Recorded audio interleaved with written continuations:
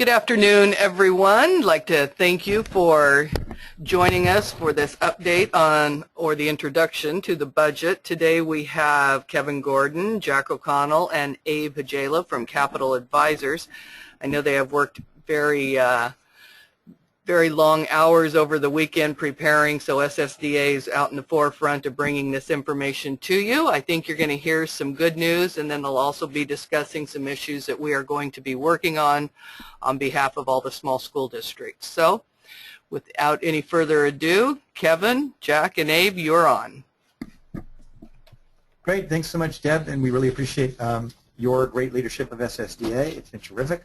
We're actually sitting in different places, so I can't see Deb right now, but so it makes my comments that much more sincere.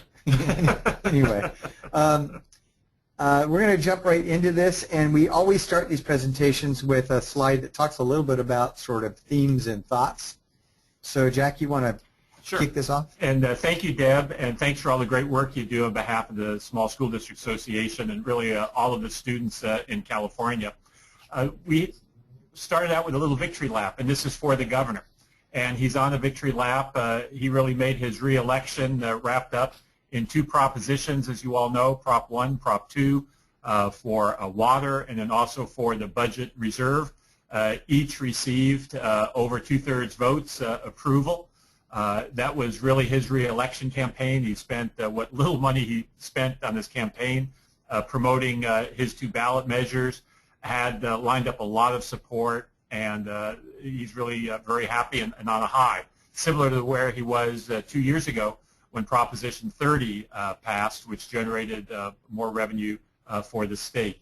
The governor in his press conference on Monday talked about, or this last week on Friday, talked about how the budget is precariously balanced, more than he wanted. We're not rolling in dough was one of his terms, and he really is trying to be prudent and, quite frankly, a lot of our friends say fiscally conservative, and doesn't want to have ongoing expenditures. He's been very consistent on that, really, even during his first two terms in the 70s. Many of us remember when the state had a general fund budget of about $17 billion compared to his proposed budget this time, which is about $113 billion, my recollection of general fund money. And when we had the budget in 1978 during his re-election year, first time, during his first couple years, two terms running, he had a surplus that grew to $7 billion, about 40% of the state general fund. Hence was the term coined obscene state surplus, fed into the property tax initiative that passed Prop 13 in 78. But the governor was absolutely committed to not spending money on things in an ongoing manner. So he's big on just one time.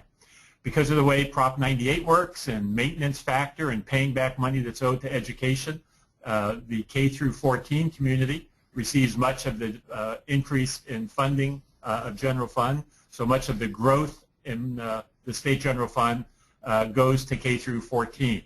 The governor is anticipating the December revenue that came in, if you recall, saw a big surplus, increases over expected revenue, particularly in personal income tax.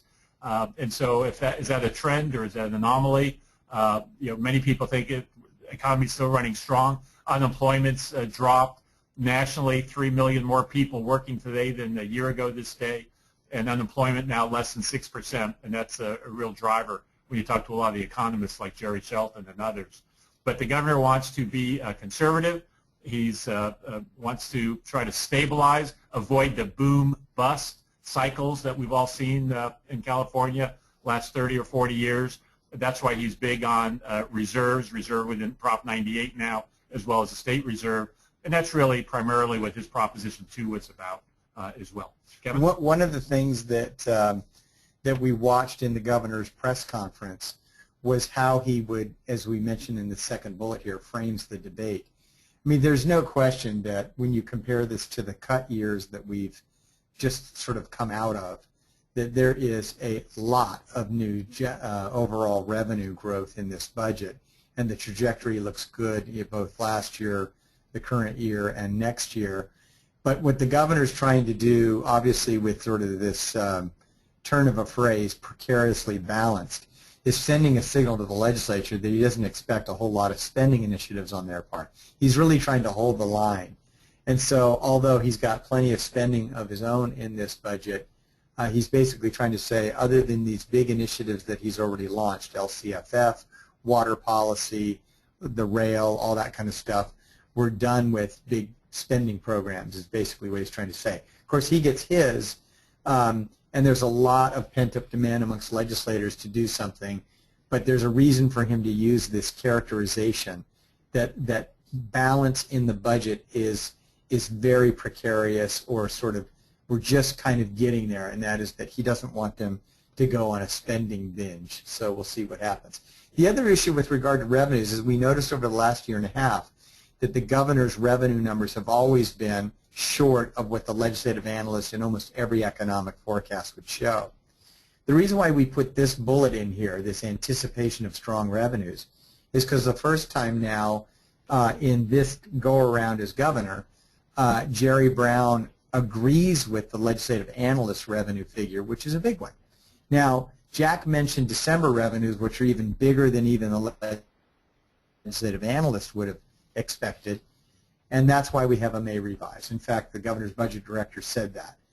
In May, we are probably looking at even more money, but the governor acknowledges more revenue than I've ever seen him. Wouldn't you agree, Right. Jack? He does. In fact, he basically agrees with the legislative analyst numbers, where in the past it's always been below. Right.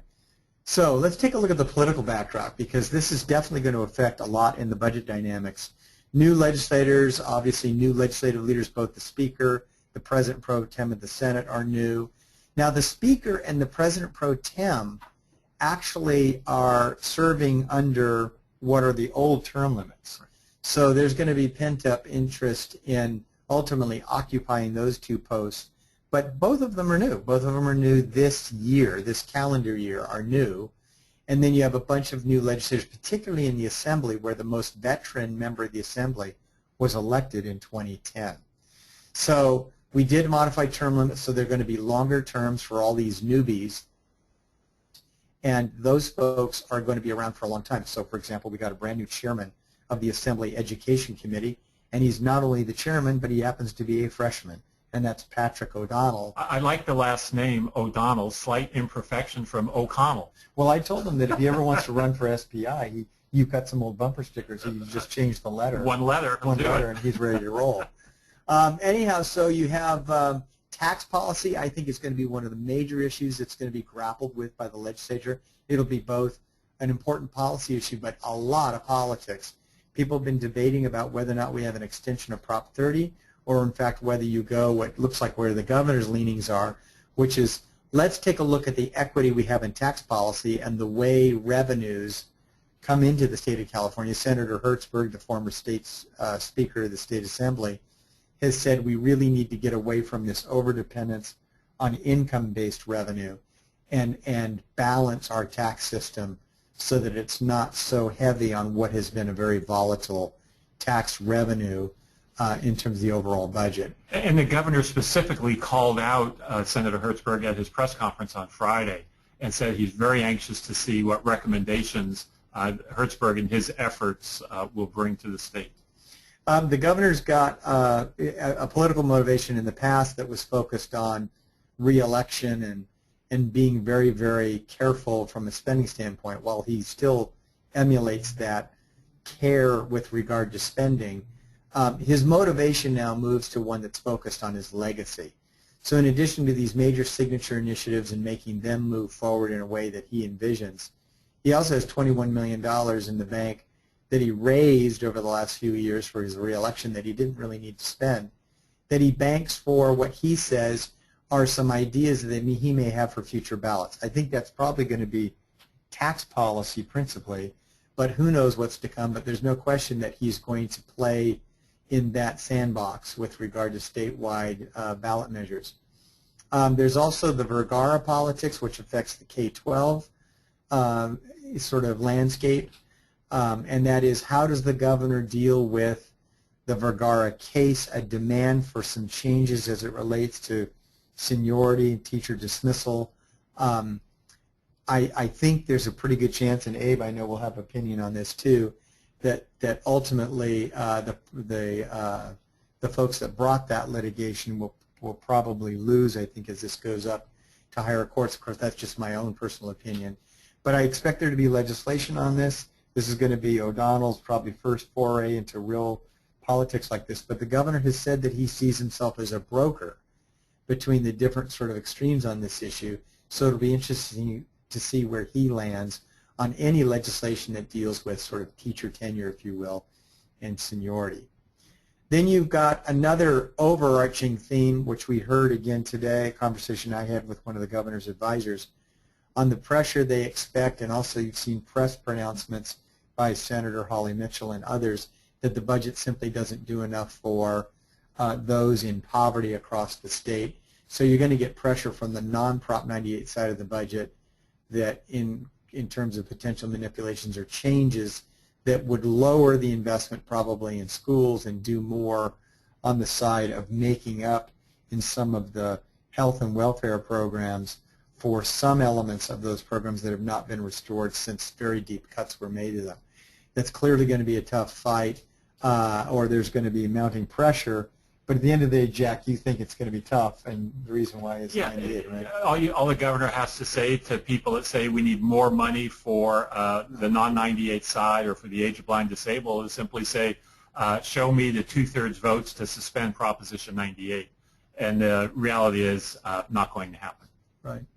Then the last bullet here is not an election year. You guys know that during an election year, we've always said that's when education tends to do better. In a non-election year tends to be when there are other kinds of priorities that can ultimately impact us. I think it adds to this issue of this pressure on the non-98 side, but I think at the end of the day, Jack is right. The only way they're going to get more money is out of two places. One is by manipulating Prop 98 or trying to suspend it, or trying to grab some portion of what might be unanticipated extra revenue at the May revision.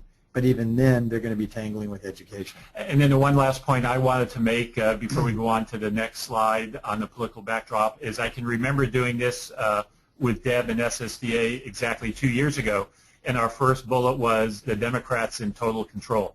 2/3 votes in the state Senate, 2/3 votes in the state Assembly, Democratic governor. That's not the case now, remember. The Democrats dropped below by a couple of votes in the Assembly. There are currently 2 votes, the Democrats below in the Senate, although there's a special election in the East Bay that leans Democratic, but they'll still be short. So in order to do things like extend the Prop 30 monies, put a bond measure on the ballot, do a parcel tax measure on the ballot that might be a 55% vote, pass an urgency bill, a tax increase, override a governor veto, just a whole list of things will require Republicans. They became much more relevant after the November election. Excellent. All right, we're going to shift to a little conversation about what's going on with state revenues. Obviously, that makes a huge difference in what's overall going on with regard to the education budget. As it was mentioned by Jack a little bit earlier, the condition of state revenues has a direct impact, a disproportionate impact on education funding because of what's called the maintenance factor. But so this is what the governor is assuming are sort of the revenues anticipated both in personal income tax, sales tax, and corporate tax. So, and as you all know, these are the 3 big taxes that make up general fund revenues. So when these 3 are doing well, the overall general fund is doing well. What we like to remind everybody, and you've already heard this a couple times, is that the Prop 30 revenues are going to taper off. This is the last full year of getting the quarter-cent sales tax, so that's fiscal year 2015-16. It expires by the end of 2016, December 31st. And remember, the personal income tax increase will expire as well. That's the end of 2018. So you will see some revenues tapering off. We have been told that there's no cliff effect from Prop 30 revenues, but that's assuming that revenues overall continue to grow. So when you shut down the Prop 30 revenues, if it turns out growth isn't as strong as we thought, it'll be much more relevant to all of us when Prop 30 starts slowing down. And finally, remember, it's the strong growth in overall revenue of the general fund, that means such a large share of it goes to K-12 education. So we obviously have a strong interest in the revenues that come in.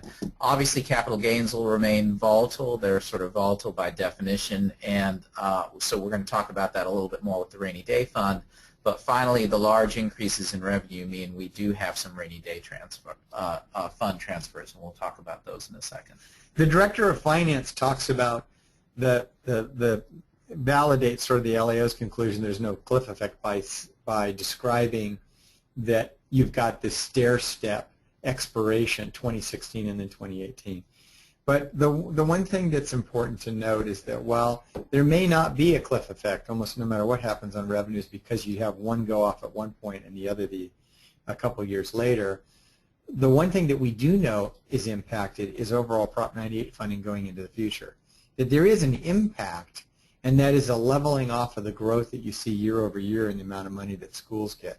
That's a product of two things. Number one, the expiration of Prop 30 revenues coming in, and ultimately the maintenance factor for schools does get paid off, and then we drop back down to basically a 40% share of revenue that does come in, though it might be not as much year over year in future years.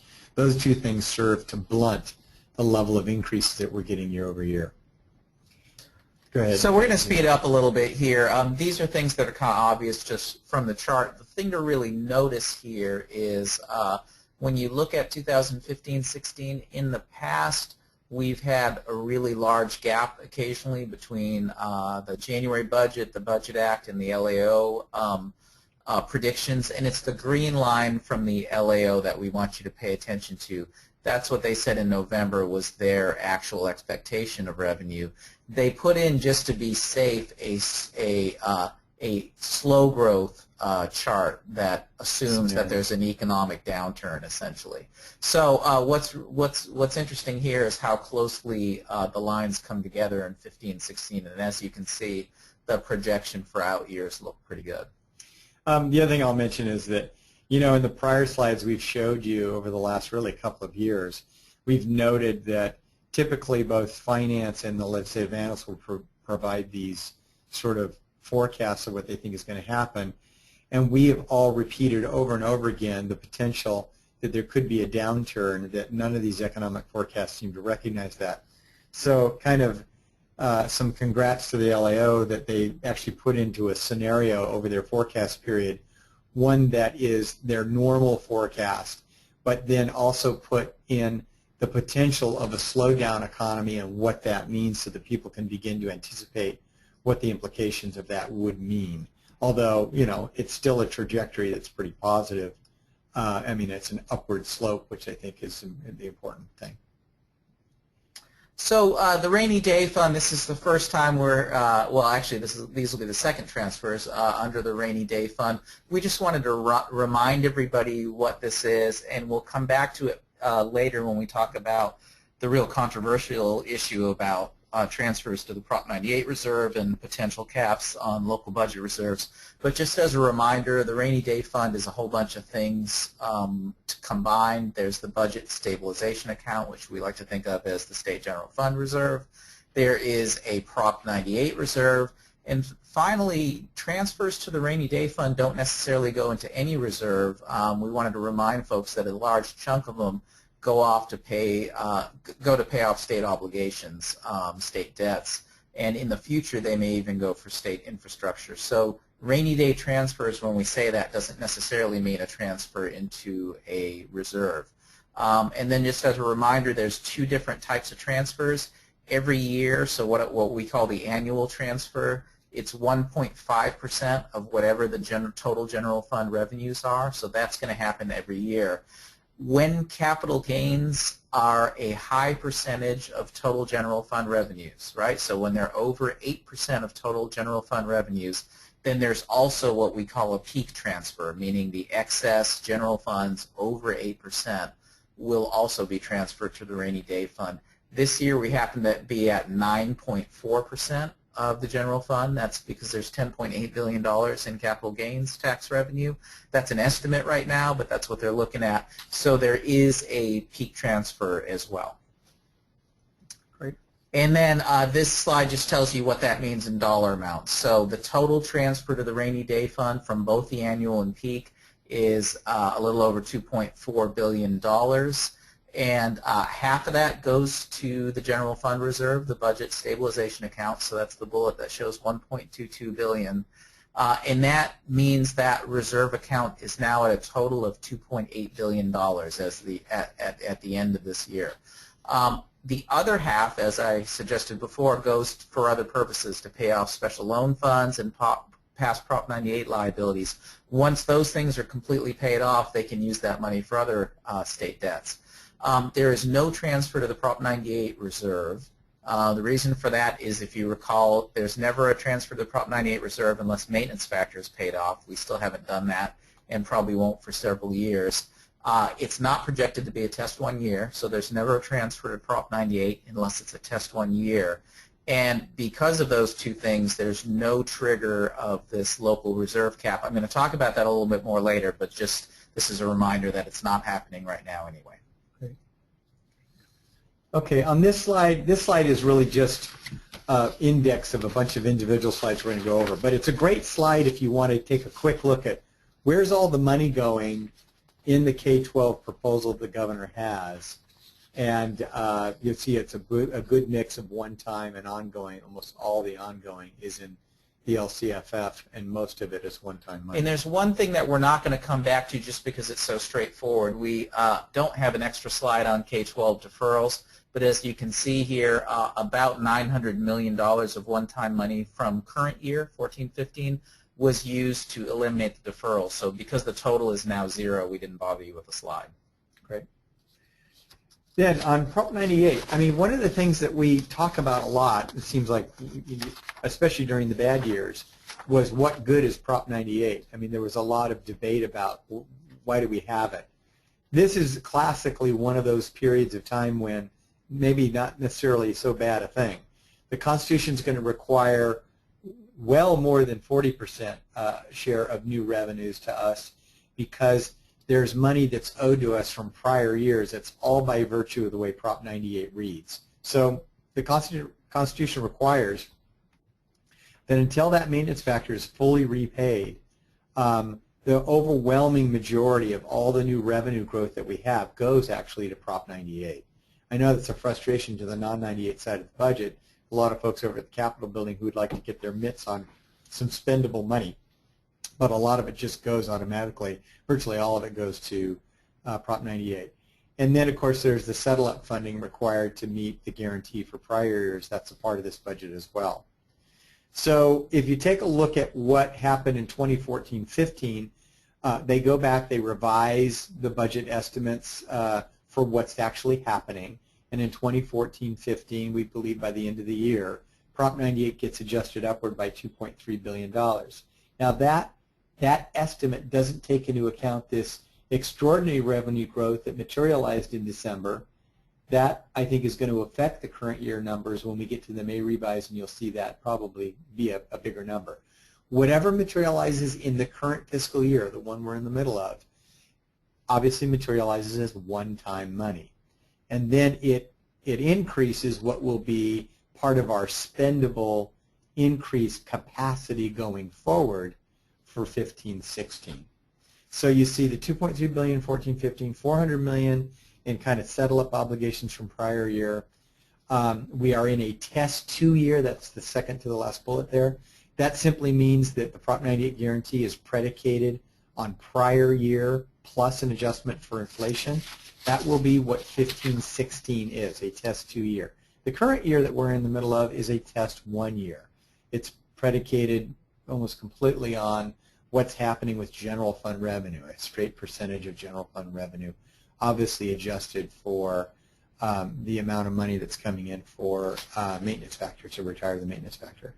So the Prop 98 increases for all of these years combined total what the governor says is an investment of $7.8 billion in education funding. So a lot of folks who are concerned about different aspects of the budget look at this and think that, you know, we're swimming in revenue. One of the things that we put in our advisory that went out to our clients statewide the other day when the budget first came out was a little bit of a caution that yes, in the context of this budget, we get a very large share of increased growth.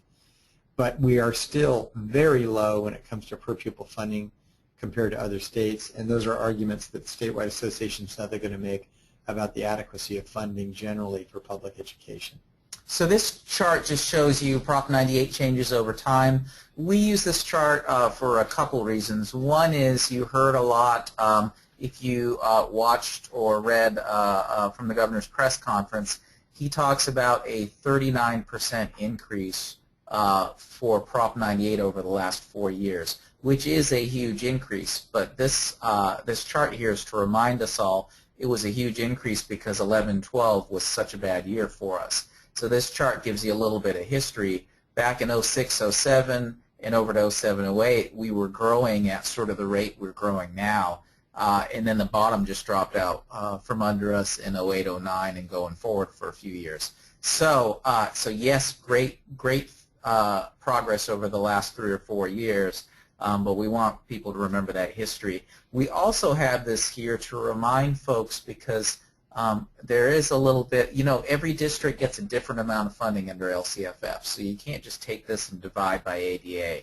But we do like to remind folks because we hear a lot of times, hey, we're not back to 07-08 funding levels yet. Understand that from a state perspective, we are clearly above where we were in 07-08, right? So if you look at the 15-16 projected numbers, we're talking about $10 billion over 07-08. That does not mean every single district out there is above their 07-08 levels, but we do want folks to understand that from a statewide perspective, we're well above it. And this is an important point. Now that we're done paying off the deferrals, you guys are actually going to realize that money is spendable money. When you pay off deferrals, it's just an accounting gimmick. It doesn't feel like an extra $1 billion when they pay down $1 billion of deferrals.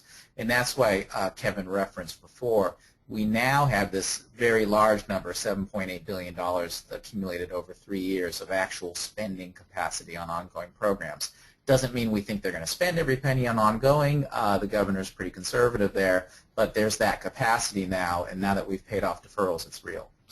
Great. So we can do these real quickly. This chart is only here because you all know about the entitlement target and how to calculate it, and we've been talking about it forever. So the real reason this chart is here is so you can see the dollar amounts under the base grant bullet and the grade span adjustment. So you can see that we are now up, for example, for K3 up to $7,122, which is $111 more than last year. So I'm not going to read this chart to you, but you can see the new numbers and the increase we got compared to last year. Again, this is statewide. You inflate the target for each of these grade spans of what we're shooting for. It doesn't mean you're there yet, but we make sure to apply a COLA to basically the target where we're headed to. And I think we said it before, but the COLA is 1.58%, so that's how you do the math. Go ahead, grade span. We can go ahead. Yeah, grade span adjustments too. So you have the K3 grade span adjustment, which is for class size, and then you have the 9-12 adjustment. And the governor, by the way, in their documents says again that 9-12 grade span piece is there for CTE rock rope. It's important to note that is the basis for where they came up with that number, but LEAs are not required to spend it on that. You can spend on whatever you want. That I'm talking about the 9-12 piece. So you have discretion, but don't be looking at other people to give you money for CTE rock rope if you're not going to be committed to it yourself, because that's the way the governor's headed in the future, is if you're going to get a little extra help on rock rope and CTE, you better be using your own money that you have in this 9-12 grade span for that purpose as well. Okay, so this, again, you've seen this before, so we'll do it pretty quickly. So on the left here is how you calculate your entitlement target. Obviously, that hasn't changed. The thing that has changed is the base grant is adjusted by the 1.58% COLA.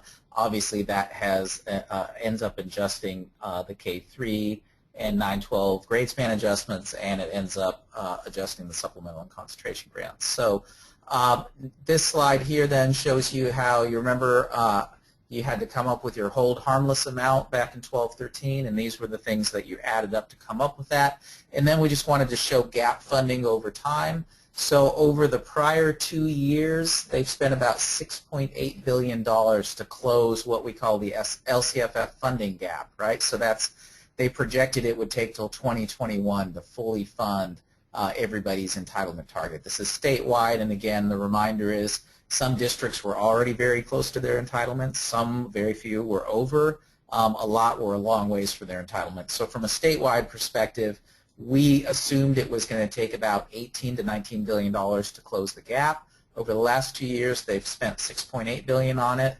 This new expenditure for 15-16 is $4 billion. That closes about 32% of the remaining gap. If you take the $6.8 billion from the last 2 years, the $4 billion projected from this year, that means we've made nearly $11 billion of progress towards $18 or $19 billion. So we got about $8 billion more to close the rest of this gap. So that's your funding gap. Great. And for County Office of Education, there is a COLA amount applied to County Office Education funding because all COEs in the state have actually gotten to their target funding level under LCFF. So they're there. The COLA is funded by two things, property tax growth and the general fund makes a contribution. Because of property tax growth being good and healthy in the last year, it takes care of all but 109,000 of what's left of the COLA obligation that the state has for county offices. So it's not that 109,000 pays for the COLA for all COEs. It's that the general fund share amounts to that dollar amount, and the governor does have that in his budget. So that would be for the 1.58% COLA that's applied to a variety of programs, and that includes county offices under LCFF. The governor also for county office proposed to send $20 million of the $1.1 billion allocation for Common Core / mandates, if you will, but you hear about this big allocation for Common Core. $20 million of that's going to go to county offices specifically. It's for a variety of purposes, but one of the biggest issues is to offset the cost that they have in doing an increased amount of accountability under LCAPs and that sort of thing. It is only one-time money. And then for counties that get it, just like for districts, the very first thing you're going to do is offset any prior unreimbursed state mandate claims with this money that you've been given. After that happens, the balance of the $1.1 billion is distributed to local school districts, charter schools, but also county offices again will receive their per ADA share for the ADA they have in their own programs. The $20 million is going to be distributed based on the amount of ADA in the entire county plus the number of districts they have. So the county offices will get, the bigger county offices, especially with a lot of districts and a lot of total ADA countywide, those county offices will do well under this $20 million piece. And then the final bullet is just to remind everybody that the county offices of education, or many of them, not all of them, have been arguing for some LCFF formula changes, particularly to recognize that they've got lots of new oversight duties under the LCFF that they didn't have before. So that is an ongoing discussion. The governor did not address it in this proposal, but we know that that's going to continue to happen. These are, again, reminder slides about the supplemental and concentration grants. We talked pretty quickly about the LCFF.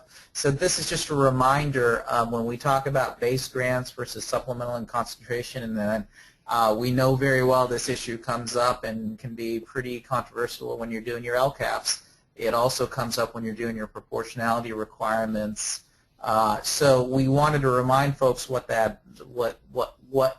the idea here was, which is that base grants are for the core program, supplemental and concentrations grants are for additional services for English learners, low income, and foster youth, and that there's a relatively complicated formula to figure out what your proportionality requirement is to figure out how much money each year you're supposed to be spending to increase and improve services. So we didn't walk through all that, but we are reminding you folks here that when you do the 7-step calculation that's in the state board regulations, you're going to use an approximate closure gap of 32% for 15-16. And then this is, again, a reminder, someday we will be at full implementation. We think it's going to take about $8 billion more. Hard to tell whether that will be before 2021 or after. That'll depend on how the economy does. And then this, again, is a reminder for folks that the major, if you do this proportionality requirement, and you say, wow, we simply don't have enough money left in our base funding to do the sorts of things we need to do. We've got district-wide programs. We've got things we need to do on the compensation side. We're in a little bit of a bind here. We want to remind everybody, if you have 55% or more of the kids eligible for the supplemental and concentration grant, you're allowed a whole lot of flexibility to use funds on a district or school-wide basis. And even if you're under that count, as long as you can show you're doing something that's effective for kids that are English learners or low income to meet your LCAP goals for them, you can still use it on a school-wide or district-wide basis. So this is the flexibility that's built into what is otherwise a pretty strict spending requirement on supplemental and concentration grants.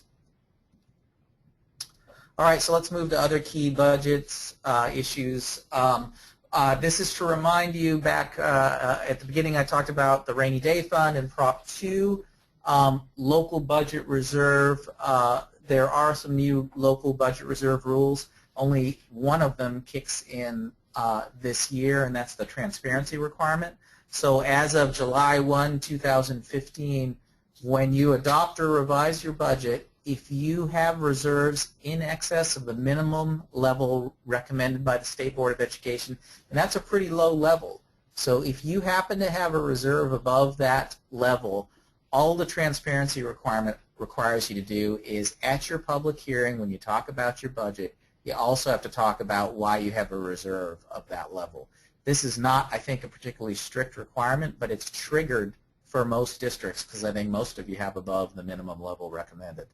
The cap is not triggered, and so we don't have to spend a lot of time on it. It's only triggered when there's a transfer into Prop 98, and if you don't have any maintenance factor, and if it's a test 1 year, and many of us think that's almost never going to happen. If it did happen, there's an exemption you can get, and that's the last bullet from the county superintendent, if you have extraordinary fiscal circumstances.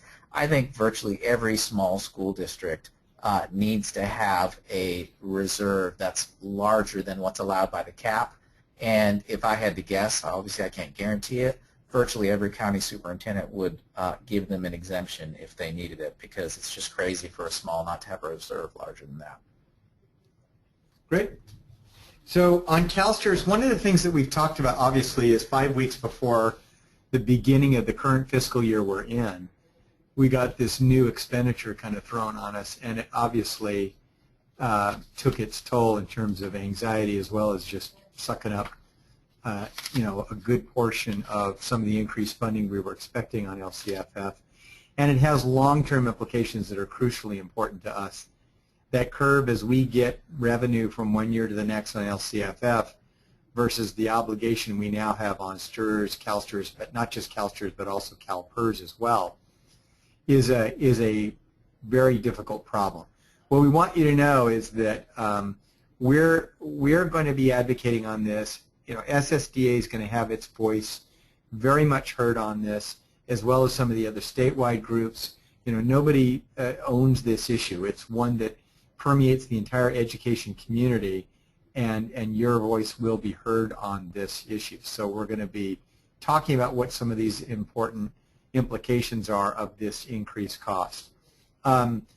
Obviously, the governor doesn't have anything in this budget. I was kind of surprised he didn't point at some of the different pieces of discretionary money and say, by the way, it's for that too. But I think, you know, he did put some of the money last year that he put in for Common Core and mandate funding. He pointed to the STRS issue and says, obviously, if it's discretionary, you can use it to help, you know, blunt the impact of the STRS increase. But what we're looking for in the education community would be some ways of helping to mitigate the impact of this. Obviously, it would be terrific if there was some additional funding outside of LCFF for this. I don't know that that's going to happen. But there are some things with regard to the proportionality spending requirements under LCFF, what you're held accountable for, that I think we can do some work on. And we're already talking to some of the civil rights groups about that. This is just an issue of transparency and practicality. So when you're doing your LCAPs, we just think everybody ought to acknowledge that while it would be great if we could spend all of this money on programs for kids, the reality of it is some of the money right off the top is going for benefits, and that's true for CalSTRS and for CalPERS, and it doesn't make sense not to notice that and think about it. So we're hoping to convince the governor and the legislature to allow folks to recognize that when they do their calculations under LCFF. One of the things I was thinking, and we haven't talked a lot about this internally, we've talked a little bit about it, is that on that test that you go through, that 7-step process you go, in terms of determining proportionality, that somewhere in there would be sort of the minus sign and a deduct for some of the costs that you have. I'm not sure how workable that is, but the point is that it's got to be somehow woven into a really fairer display of what revenues you actually have left for deliverables to bootstrap achievement for kids that are in poverty and English language learners and foster youth. So this is a rather dense slide, just to say that for the reasons Kevin mentioned earlier on, the politics around Vergara, the governor felt he needed to say something at least about teacher preparation. Remember in the press conference the governor said, look, I'm not convinced by the Vergara argument that this is all about the rules for firing teachers. We got to look at recruitment and retention as well. That's all great, but honestly, what he's done here is probably, and Jerry Shelton was the one to point this out, created a placeholder to dissuade the legislature from spending a lot of time on this and maybe push the ball out 2 or 3 years. So what he's saying is, can't help but notice that there's not real good ways to judge whether our teacher preparation programs are working well. The teacher performance assessment is outdated. We don't even have an assessment for principals. So I'm going to propose $10 million over 2 years. Half of it's going to go to get an advisory panel to talk about streamlining preparation standards and getting a new, some new data systems so we can look at whether these programs are actually working. And the other half of it, the other $5 million, would go to update the teacher performance assessment, align it with our new standards, et cetera, and develop an assessment for principals. So nothing terribly dramatic here, but a way for the governor to sort of put a placeholder down and say to the legislature, I don't want you messing around with this until I have a chance to study it.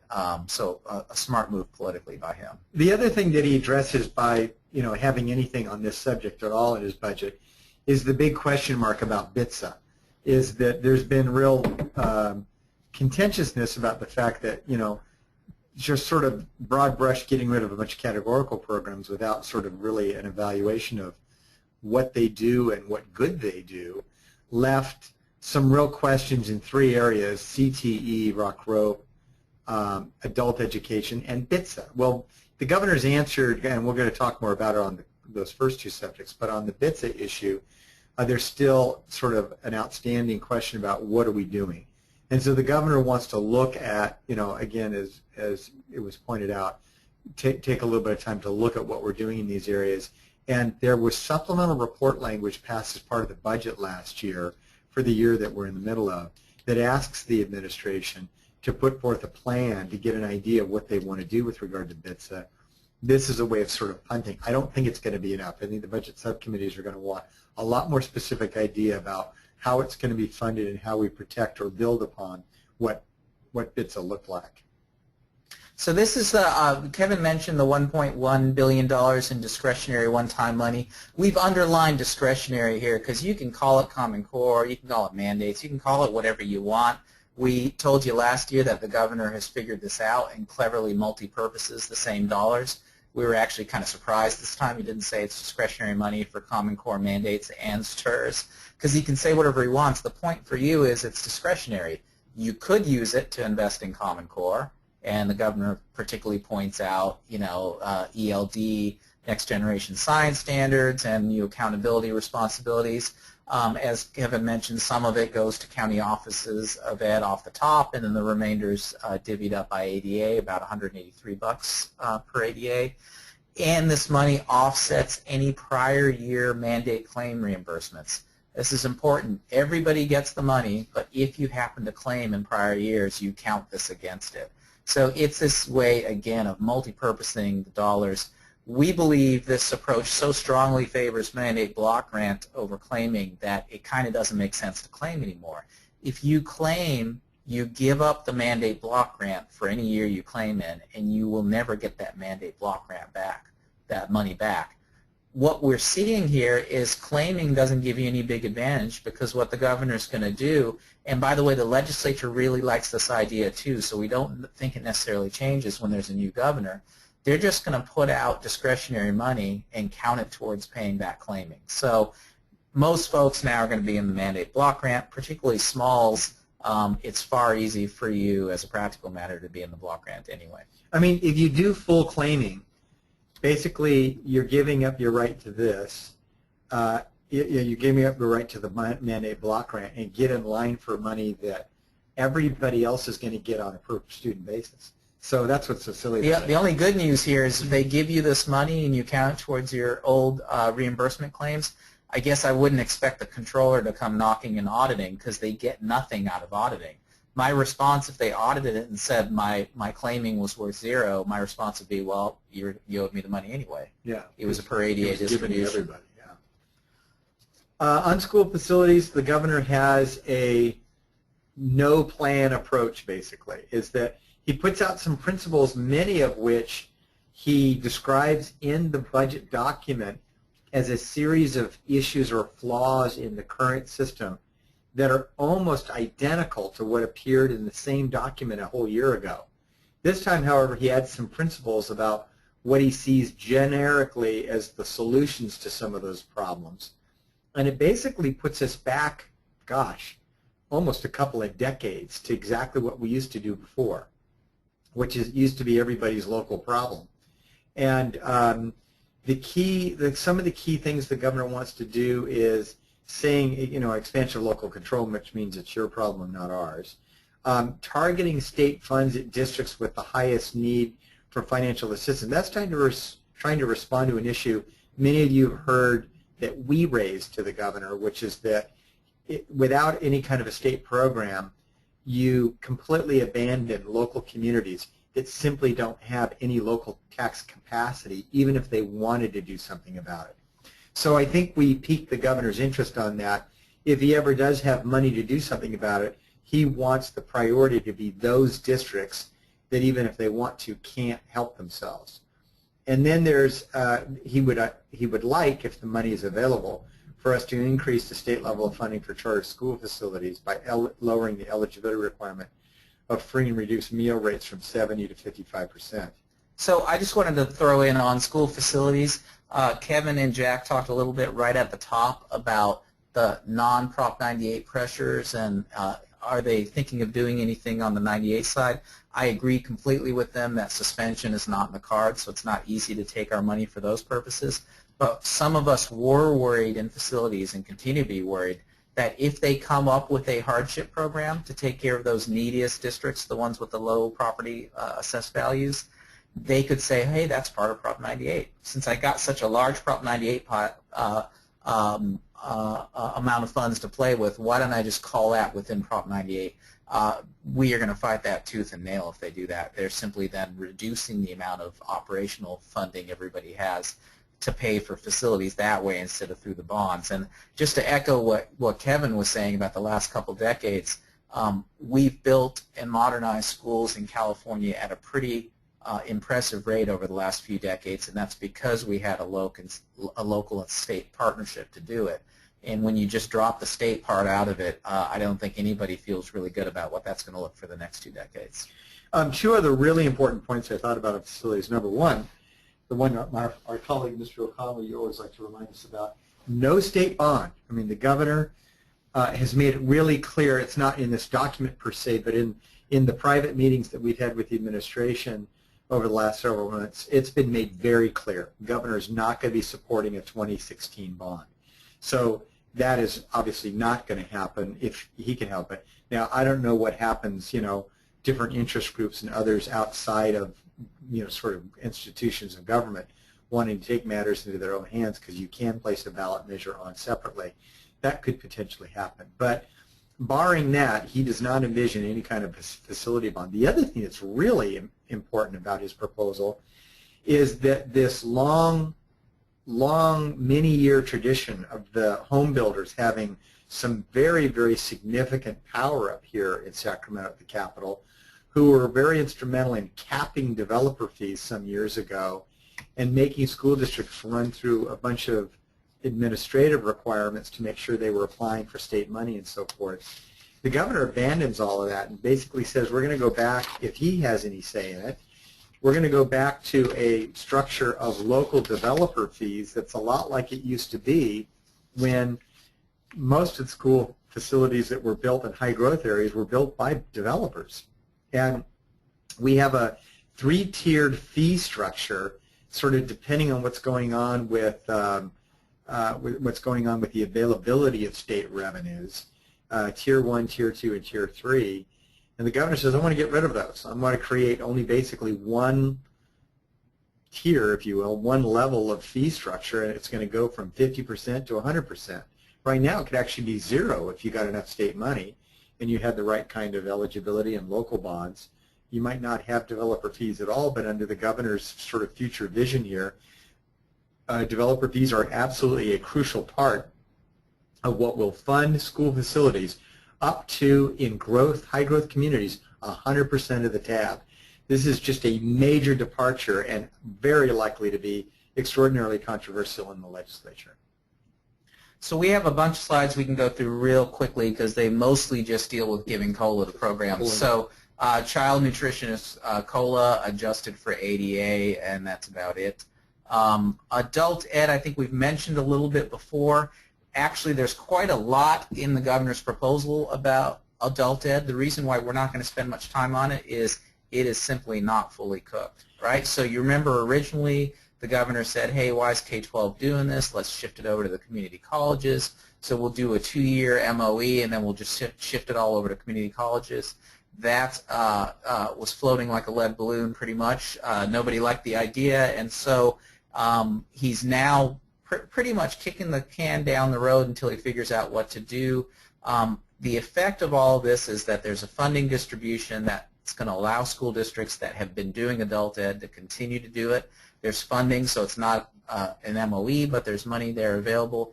And frankly, the governor and the legislature got to sit down and figure out what they're going to do about it. It's explicitly in the governor's plan that that for this coming year, the 15-16 budget year, that the funding for adult ed, based on the MOE, is going to flow directly through K-12 agencies, and that was confirmed again by the Department of Finance this morning. So K-12 agencies will be the lead agency for receipt of the money.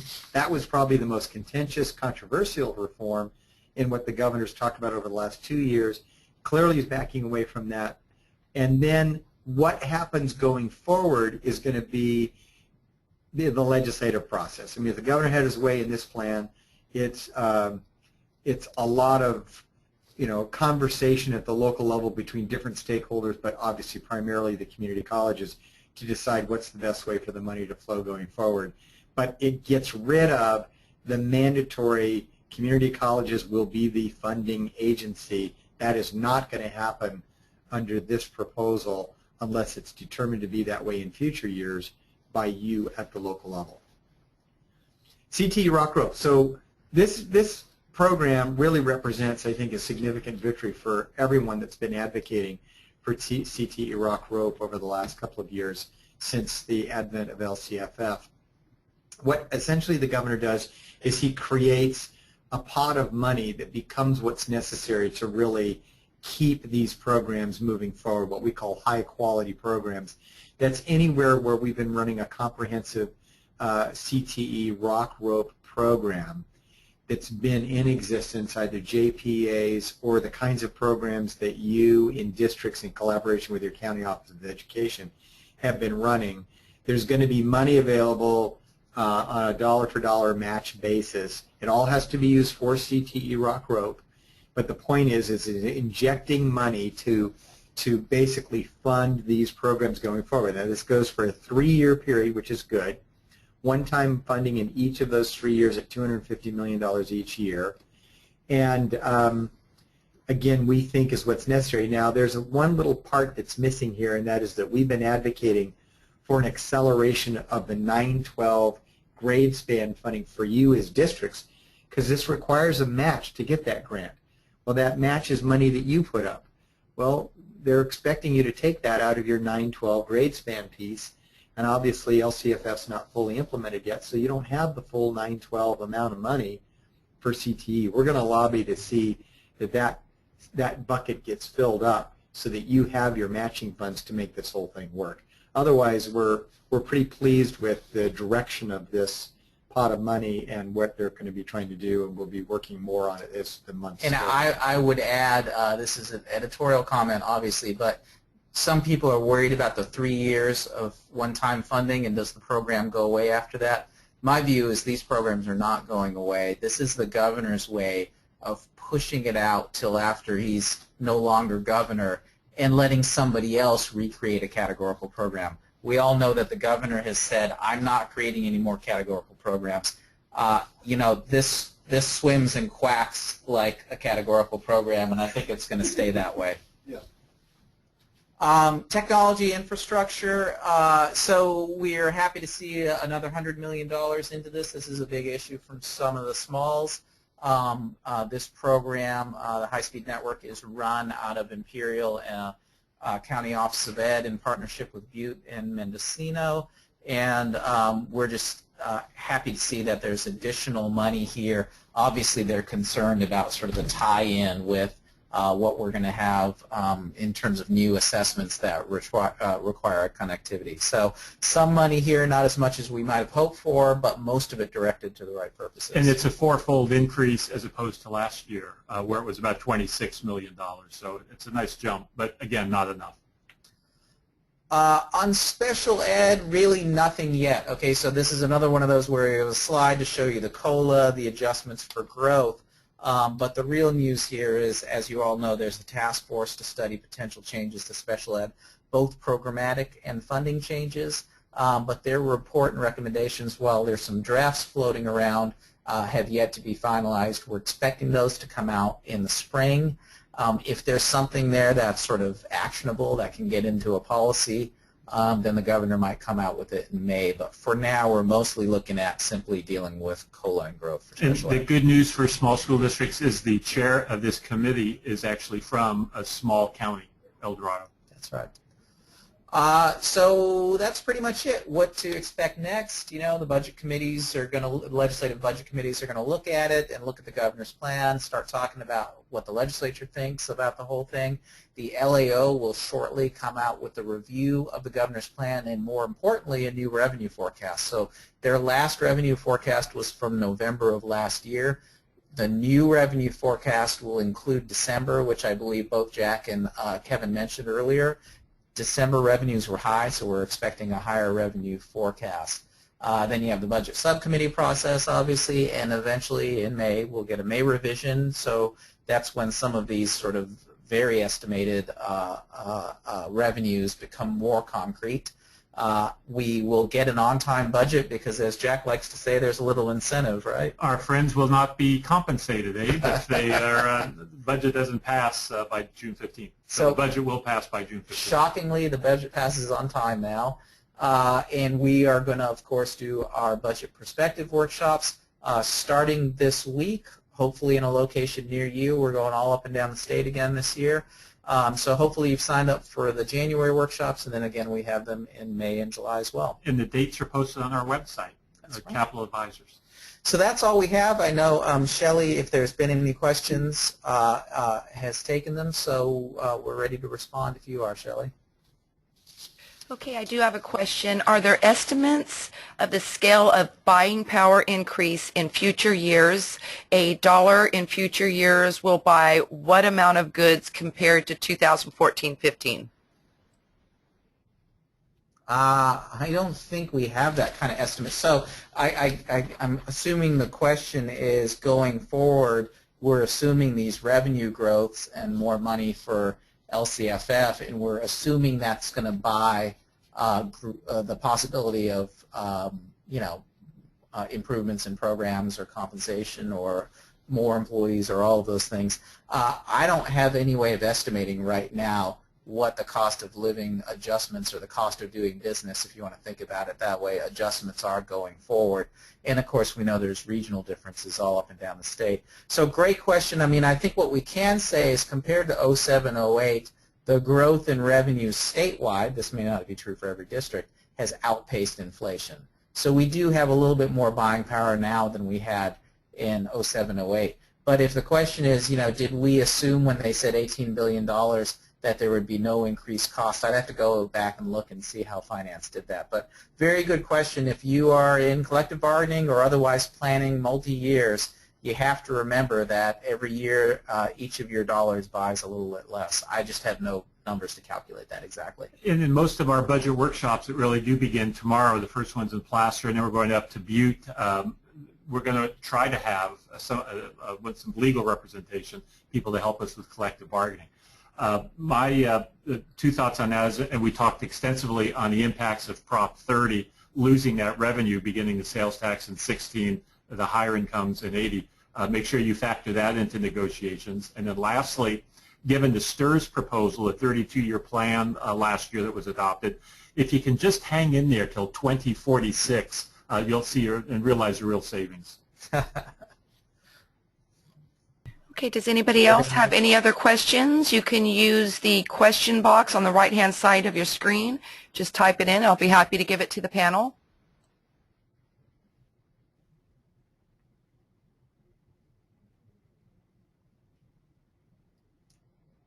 Great. Well, I'll assume we're good to go. Obviously, think about it a little bit more. We hope to see you at the workshops.